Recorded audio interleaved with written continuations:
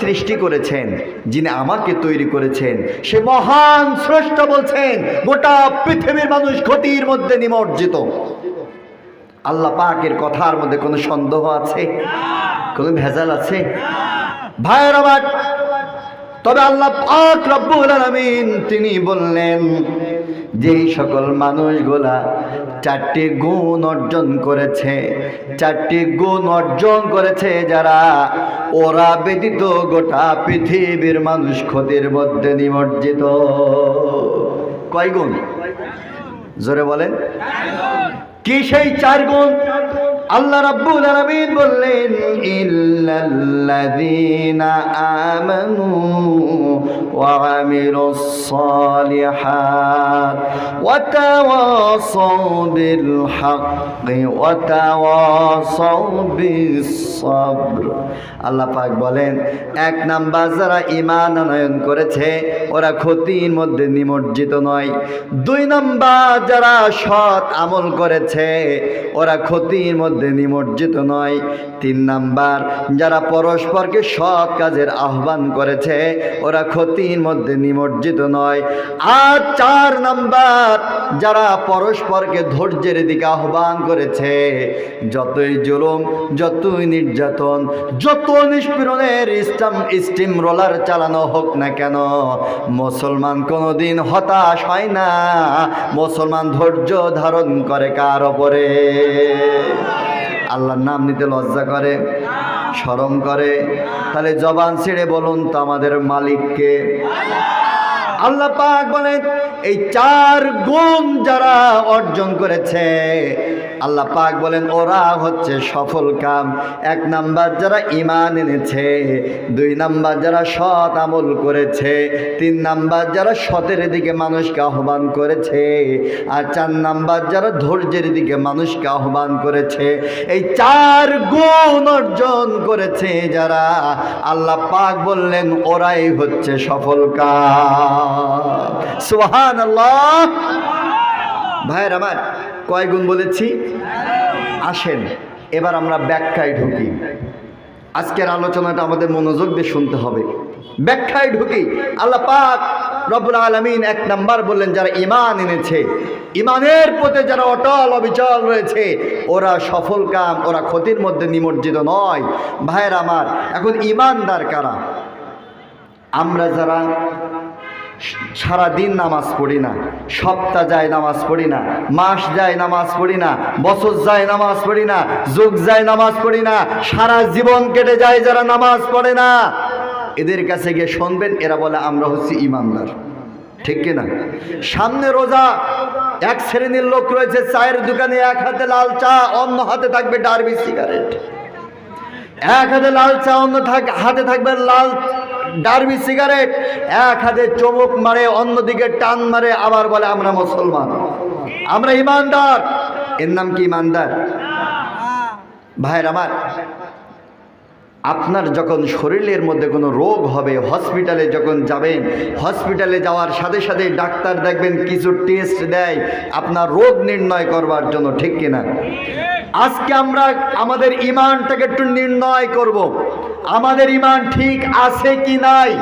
20 বছর, 40 বছর, 50 বছর, 60 বছর হয়ে গেছে, আমার ঈমান ঠিক আছে কি নাই। ভাইয়ের আমার, অনুরোধ করে বলছি আজকে আসুন আমরা ঈমানের ব্যাপারে একটু টেস্ট করি, আমার আর আপনার ঈমান ঠিক আছে কিনা। আপনার আর আমার ঈমান ঠিক আছে কিনা এই নির্ণয় করবার জন্য আমরা 12টা টেস্ট করব। কয়টা? সবাই বলেন কয়টা? জোর হলো না, কয়টা? 12টা টেস্ট করব। এই 12টা টেস্ট এখন যদি আপনার জীবনের সাথে মিলে যায়, আপনি ধরে নেবেন আপনি ঈমানদার। আর যদি না মেলে, তাহলে আজকের এই ময়দান থেকে ঈমানটাকে পরিশুদ্ধ করার দরকার আছে না নয়? ভাইয়ের আমার, আপনার আর আমার ঈমান আছে কি নাই আমরা কয়টা টেস্ট করব? 12টা টেস্ট করব। চলুন আমার দিকে আপনারা নজর দেন, আমার আর আপনার ঈমান আছে কি নাই। চলুন আমরা একটু টেস্ট করে দেখি। আল্লাহ পাক রব্বুল আলামিন কুরআনুল কারীমের মধ্যে বললেন, ইন্নামাল মুমিনুনাল্লাযীনা ইযা যুকিরাল্লাহু ওয়াজিলাত কুলুবুহুম ওয়া ইযা তুলিয়াত আলাইহিম আয়াতুহু যাদাতুহুম ঈমানাও ওয়া আলা রাব্বিহিম ইয়াতাওয়াক্কালুন। ভাইরা আমার, আমি আপনাদের সামনে একটা আয়াত তেলাওয়াত করব যখন, আয়াত তেলাওয়াত করব যখন, আপনাদের দিকে হাতের ইশারা দেব তখন, আর হাতের ইশারা দেব যখন আপনারা জবান ছেড়ে আল্লাহু আকবার বলবেন তখন। এই কর্মসূচি চলবে ততক্ষণ, আমার আলোচনা শেষ হবে না যতক্ষণ। রাজি আছেন যারা যারা জবান ছেড়ে পড়ে আল্লাহু আকবার। আল্লাহ পাক বলেন, বান্দার ঈমান ঠিক আছে কি নাই। 1 নাম্বার পরীক্ষা, বান্দার সামনে যখন কোরআনের আলোচনা শুরু হবে, বান্দার হৃদয়টা নরম হয়ে যাবে, বান্দার হৃদয়টা প্রকম্পিত হতে থাকবে। ভাইয়ের আমার, কোরআনের আলোচনা শুনলে আপনার মনের মধ্যে যদি ভালো লাগে, মনটা যদি নরম হয়ে যায়, বুঝে নিতে হবে আপনার ঈমান ঠিক আছে। আর কোরআনের আলোচনা শুনতে যদি ভালো না লাগে, তাহলে বুঝে নিতে হবে আপনার ঈমানের মধ্যে ভেজাল আছে। 1 নাম্বার পরীক্ষা বললাম, কোরআনের আলোচনা যখন শুনবে, ঈমানদারের হৃদয়টা নরম হয়ে যাবে। 2 নাম্বার টেস্ট, আল্লাহ পাক রব্বুল আলামিন বললেন, وَإِذَا تُلِيَتْ عَلَيْهِمْ آيَاتُهُ زَادَتْهُمْ ঈমানা। আল্লাহ পাক বলেন, ঈমানদারের সামনে যখন কোরআনের আলোচনা হবে, ঈমানদার যত কোরআনের আলোচনা শুনবে, ঈমানদারের তত ঈমান বৃদ্ধি পেয়ে যাবে। এখন আপনার কোরআনের আলোচনা শুনলে যদি ঈমান বৃদ্ধি না পায়, বরং যদি শয়তানি বৃদ্ধি পায়, বুঝে নিতে হবে আপনার ঈমানের মধ্যে ভেজাল আছে বন্ধু। আর ঈমান যদি বেড়ে যায়, বুঝে নিতে হবে ঈমান ঠিক আছে। কয় নাম্বার বললাম? সবাই বলেন এবার কয় নাম্বার? 3 নাম্বার। আল্লাহ পাক রব্বুল আলামিন বললেন, ওয়া আলা রাব্বিহিম ইয়াতাওয়াক্কালুন। আল্লাহ পাক বলেন, ঈমানদারের 3 নাম্বার গুণ হলো, ঈমানদার আল্লাহ ছাড়া পৃথিবীর কোনো মানুষের সামনে মাথা নত করে না। ঈমানদার আল্লাহ ছাড়া কারোর সামনে মাথা নত করে। অথচ আমরা দেখতে পাই আমার সমাজের মধ্যে সামান্য একটা চাউলের কাঠের জন্য, বিধবা কাঠের জন্য মেম্বারের পায়ের কাছে পড়ে থাকে, আছে না নাই?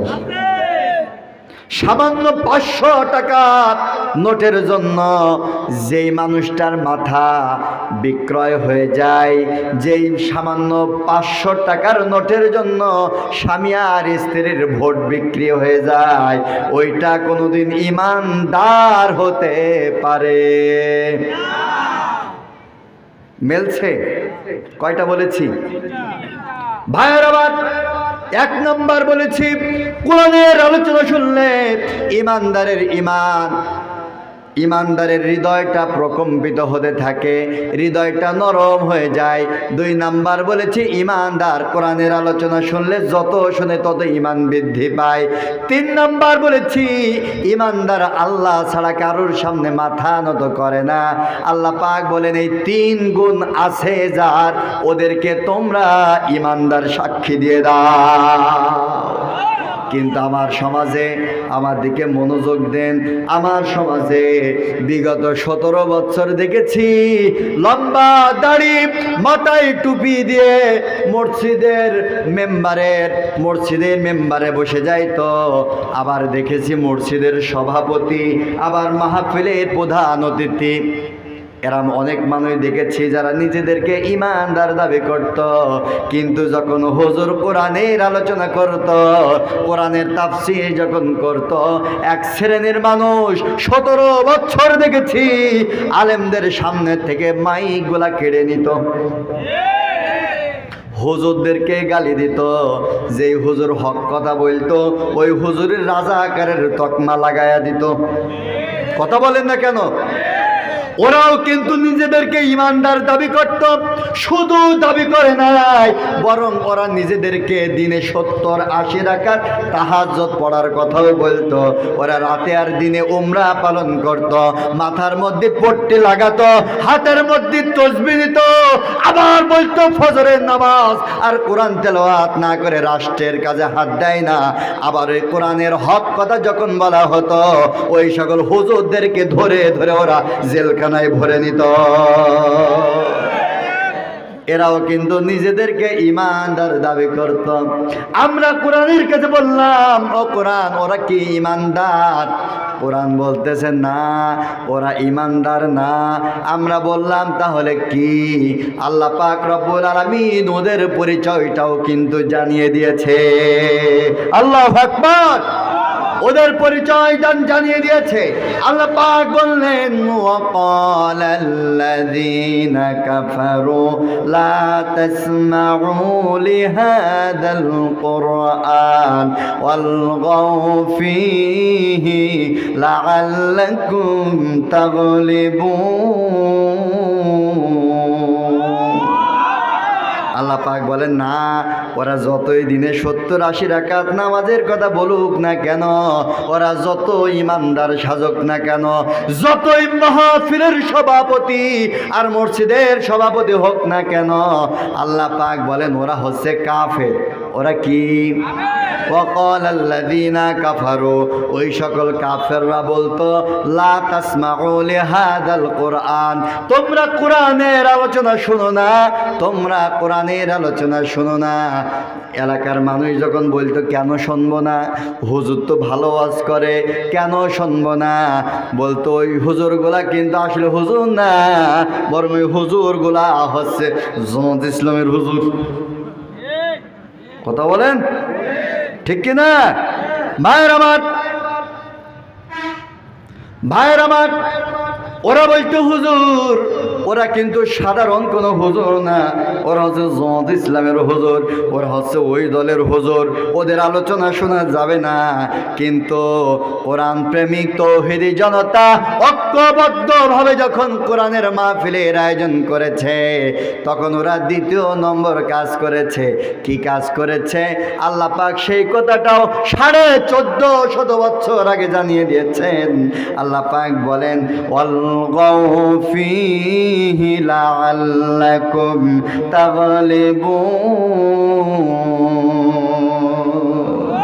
আল্লাহ পাক বলছে, ওরা যখন তৌহিদি মুসলিম জনতা ঐক্যবদ্ধভাবে নেতাদের কথা না শুনে যখন কোরআনের মাহফিলের আয়োজন করেছে, তখন ওই সকল ইমানের দাবিদার ওই সকল নেতারা এসে তখন হট্টগোল বাধাই দিয়ে 144 ধারা জারি করে মাহফিলগুলোকে বন্ধ করার পায়তারা চালিয়েছে। এমনটা মনে হয় সাতক্ষীরায় হয় নাই? হয়েছিল। এই সাতক্ষীরায় শুধু হয় নাই, বরং এই সাতক্ষীরার হুজুরগুলা ওয়াজ করে রাস্তা পার হতে পারে নাই, তার আগেই ধরে ওরা জেলখানায় ভরে। তো এরাও কি ইমানদার? আল্লাহ পাক বলেন না, ইমানদার হবে তারা কোরআনের আলোচনা শুনলে ওদের ভালো লাগবে, হৃদয়টা নরম হয়ে যাবে। কোরআনের আলোচনা শুনলে ওদের ঈমান বৃদ্ধি পাবে। কোরআনের আলোচনা শুনলে ওরা আল্লাহ ছাড়া কারুর সামনে মাথা নত করবে না। কয়টা গুণ বলেছি? জোরে বলতে হবে, জোরে বলেন। এবার কয় নাম্বার? 4 নাম্বার। কয় নাম্বার? আল্লাহ রাব্বুল আলামিন কুরআনুল কারীমের সূরাতুল আলে ইমরানের 17 নম্বর আয়াতের মধ্যে ঈমানদারের 5টা গুণের আলোচনা বর্ণনা করেছেন। কয়টা? 5টা। আল্লাহ পাক রব্বুল আলামিন বলেন, ও ভাইরা, আপনাদের জীবনের সাথে মিলান। যদি মিলে যায় আপনার ঈমান ঠিক আছে, যদি মিলে না যায় তাহলে ঈমানটাকে পরিশুদ্ধ করবার দরকার আছে না নাই?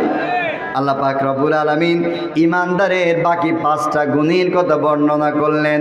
আল্লাহ পাক বললেন, আস-সাবিরিনা ওয়াস-সাদিকিনা ওয়াল কানিতিনা ওয়াল মুনফিকিনা ওয়াল মুস্তাগফিরিনা বিল আসহার।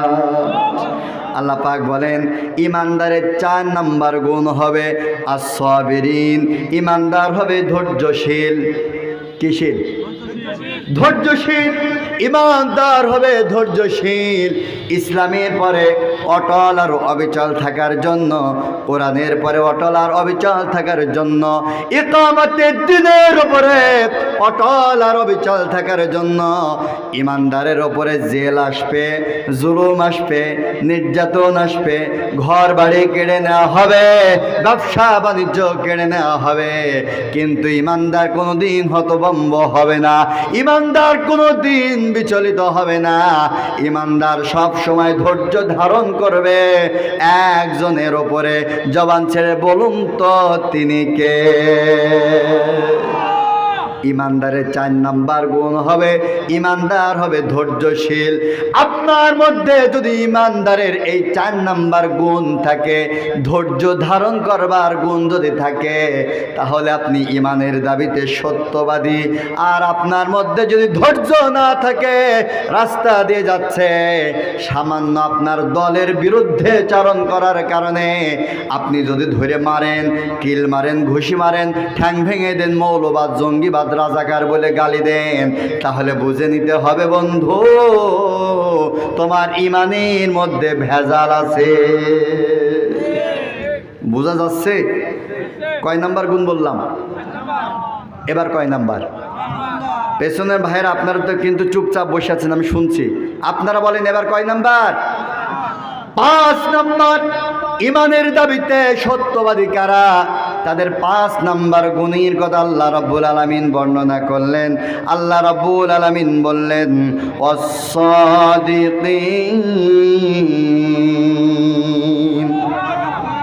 আল্লাহর নাম নিতে কি লজ্জা করে? শরম করে? ভাইয়ের আমার, বর্তমান ডিজিটাল যুগ, আধুনিক যুগ, তথ্য প্রযুক্তির এই যুগে মানুষ হেলিকপ্টার তৈরি করেছেন, এরোপ্লেন তৈরি করেছে, জেট প্লেন তৈরি করেছে, ফাইটার প্লেন তৈরি করেছে, রকেট তৈরি করেছে। এত আধুনিক সরঞ্জামের মাধ্যমে মানুষ চাঁদের দেশ পর্যন্ত যাইতে পেরেছে। চাঁদের দেশের ওই পাশে কিন্তু মানুষ যাইতে পারে নাই। কিন্তু আমি আর আপনি যদি আজকের এই জাতপুর ময়দান থেকে একটা বার আল্লাহু আকবারের আওয়াজ যদি তুলতে পারি, আল্লাহ রসুল বলেন, বান্দার মুখের এই আল্লাহু আকবারের আওয়াজটা চন্দ্র সূর্য ছাড়িয়ে 7 আসমান পেরিয়ে সরাসরি আল্লাহ রাব্বুল আলামিনের আরশে আজিমে পৌঁছে যায়। জোরে বলে আল্লাহু আকবার। ভাইয়ের আমার, ঈমানদারের 5 নাম্বার গুণ হবে ঈমানদার হবে সত্যবাদী। কিবাদী? ঈমানদার হবে সত্যবাদী। আজ আমার সমাজের মধ্যে সত্যের কোনো বালাই নাই। দোষ করে একজন, চাপাই দেয় আর একজনের ঘাড়ে। ও ভাইয়ের আমার, সব জায়গায় দুর্নীতি আর দুর্নীতি, সব জায়গায় মিথ্যা আর মিথ্যা।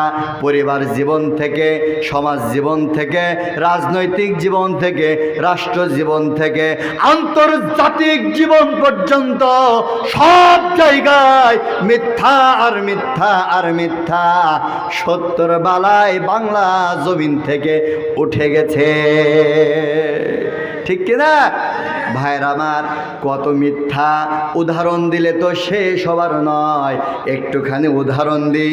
আমার দেশের একেবারে রাষ্ট্র পর্যন্ত সব জায়গায় মিথ্যা সয়লাভ, সব জায়গায় মিথ্যা সয়লাভ। আমার দেশে এই যে সামনে নির্বাচন আসছে, দেখবেন কত মিথ্যা আশ্বাস। আমরা ইতিপূর্বে কত মিথ্যা আশ্বাস পেয়েছিলাম। আমাদেরকে বলেছিল যদি ক্ষমতায় যাইতে পারে বাংলাদেশটাকে আমরা মদিনা সনদে রাষ্ট্র গঠন করব, ঠিক কিনা? বলেছিলাম যদি রাষ্ট্র ক্ষমতায় যাইতে পারি তাহলে আমরা তোমাদেরকে 10 টাকার চাউল খাওয়াবো। বলেছিল যদি রাষ্ট্র ক্ষমতায় যাইতে পারি তাহলে আমরা ঘরে ঘরে চাকরির ব্যবস্থা করব।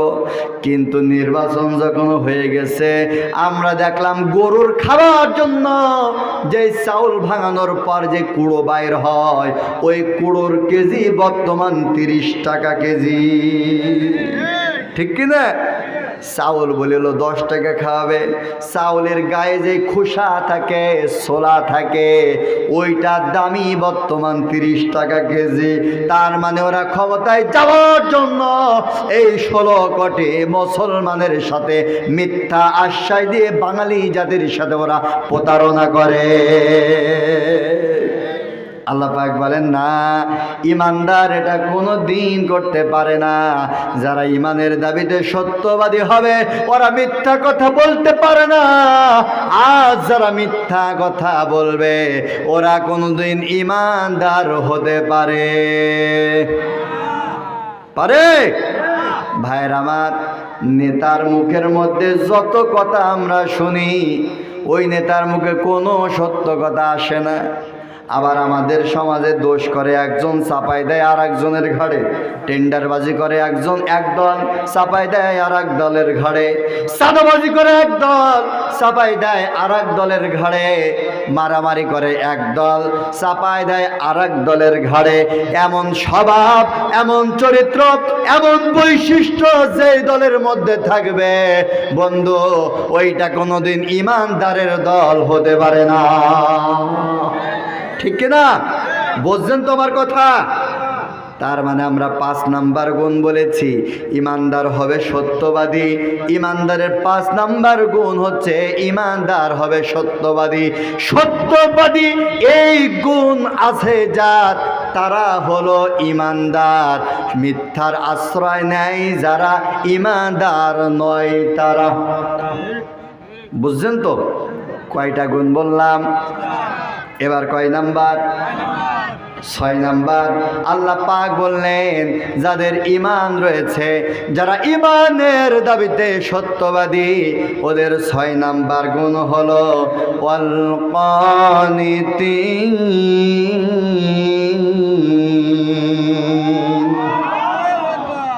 ঈমানদারের 6 নাম্বার গুণ হলো ঈমানদার হবে অনুগতশীল। তার মানে যেখানে আমার রবের বিধান ওই জায়গায় ইমানদার তার মাথাটা নত করে দিবে। যেখানে আল্লাহর হুকুম, হুকুমের সামনে ইমানদার মাথা নত করে দিবে। ভাইয়ের আমার, এই মাথা নত করে যারা ইমানের দাবিতে সত্যবাদী তারা। আর আল্লাহর বিধানের সামনে যারা মাথা নত করে না, আল্লাহর আইন যারা বাস্তবায়ন করতে চায় না, কোরআনের আইন দ্বারা যারা সমাজ ব্যবস্থা পরিচালনা করতে চায় না, ওরা কোনোদিন ইমানের দাবিতে সত্যবাদী হতে পারে না। ভাইয়ের আমার দেশে বড় যেই দলগুলা রয়েছে, বলুন তো দেখি, স্বাধীনতার 54 বছর পেরিয়ে গেছে, এই বড় দলগুলাই বাংলাদেশটাকে পরিচালনা করেছে ঠিক, কিন্তু এই কোরআনের একটা বিধান বাংলার জমিনে বাস্তবায়ন করেছে? জোরে বলেন, করেছে? তাহলে যেই দল আল্লাহর আইন প্রতিষ্ঠা করতে চায় না, ওই দল কোনোদিন ইমানদার সাপোর্ট করতে পারে না, ওটা কোনোদিন ইমানদারের দল হতে পারে না।